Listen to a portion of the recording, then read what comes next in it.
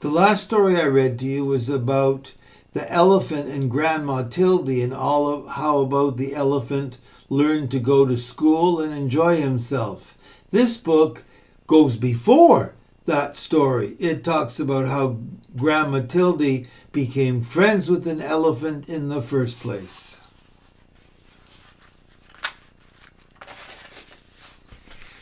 Grandma Tildey lived all alone. She worked hard every day. She had no time to play.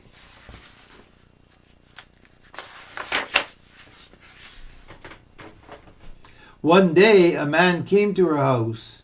He was selling pets. "Would you like to buy a canary bird?" asked the man. "Very well," said Grandma Tildey, "but no elephants." Grandma Tildey was cooking stew.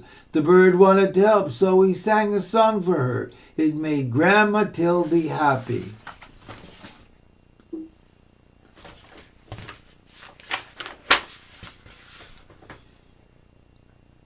That night, they sat down to eat the stew together, and it tasted better than ever before. I wonder why. Do you think Grandma Tildey used a new recipe, or was it that she had someone to share her meal with? I wonder, what do you think? The next day, the pet man came again. "Would you like to buy a beaver?" he asked. "Very well," said Grandma Tildey, "but no elephant." Beavers are Canada's national animal because they dam up all the little streams and help make the bogs where the trees grow. Grandma Tildey needed firewood. The beaver wanted to help, so he cut the wood with his sharp teeth, just like he used to make a dam in the water. That night they sat down in front of a warm fire and enjoyed another nice meal.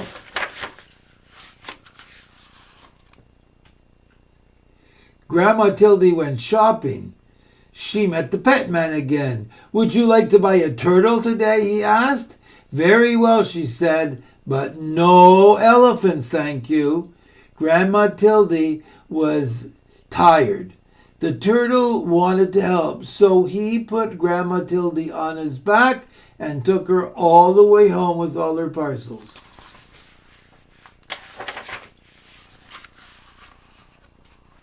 That night, Grandma Tildey washed her turtle and put him to bed. The next day it rained hard. The roof started to leak. Then someone knocked at the door. It was you know who.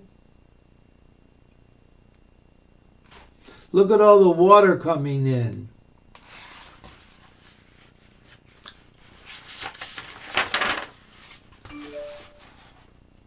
"Would you like to buy a woodpecker?" the pet man asked. "Very well," said Grandma Tildey, "but no elephants, thank you." The woodpecker wanted to help, so he nailed the roof down tight. The dripping stopped. Boy, Grandma Tildey's been lucky with her pets, hasn't she? That night they all danced together in the warm, dry house with lots of food to eat together. The days got colder and colder. Grandma Tildey put food in jars for the winter. "I don't like the cold," she said. Just then, the pet man appeared. Uh-oh. "Would you like to buy an elephant?" he asked. "He's the only animal left, and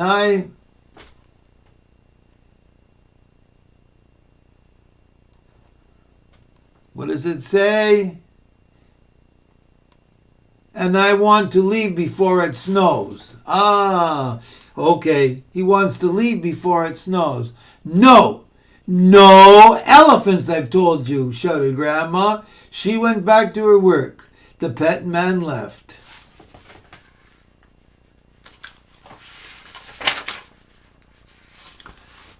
But guess what?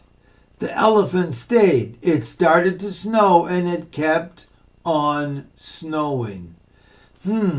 I wonder what use the elephant's going to be to Grandma Tildey and everybody else in the house.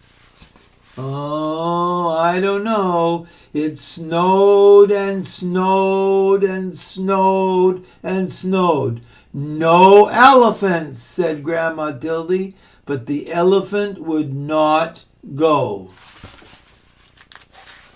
Wonder why she was so opposed to an elephant. They could not see the elephant now, but they could hear him crying. They all felt sad.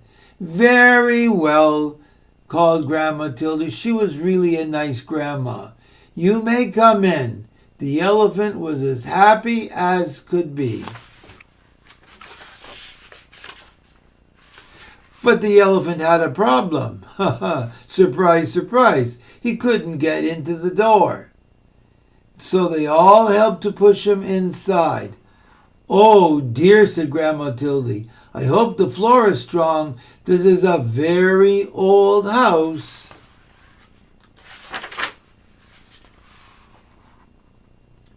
Outside, the snow kept falling, but inside the house it was cozy and warm. Everyone hoped winter would go away soon and spring would come again. That night, there was a tumble and a crash. Boom!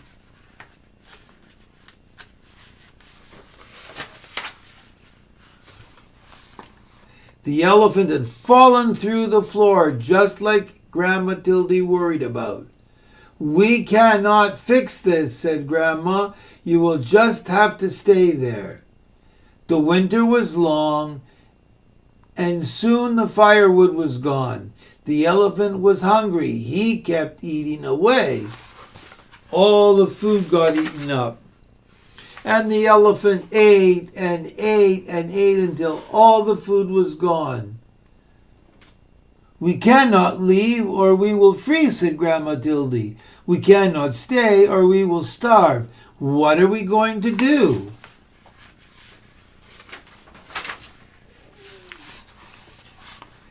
The elephant felt sorry. Then he thought of a way to help. He started to walk. Look at that. He picked up the house on his back and just started to walk. And walk, and walk, and walk, and walk. Right into town.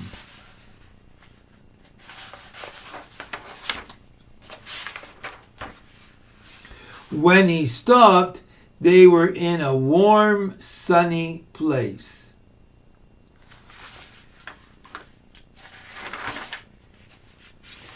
A place that was welcome for the elephant, too.